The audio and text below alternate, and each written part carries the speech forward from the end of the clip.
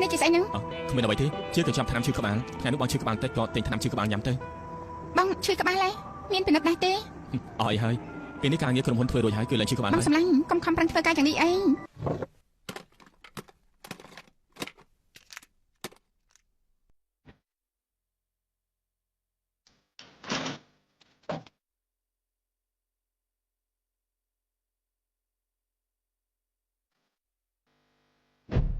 គ្មានអីទេជាកញ្ចប់ថ្នាំឈឺក្បាលថ្ងៃនោះបងឈឺក្បាលតិចក៏ទិញថ្នាំមកញ៉ាំទៅអូនសម្លាញ់ធ្វើរួចអស់ហើយចាំម៉េចមិនអីទេមិនស្រួលខ្លួនទេគ្មានអីទេ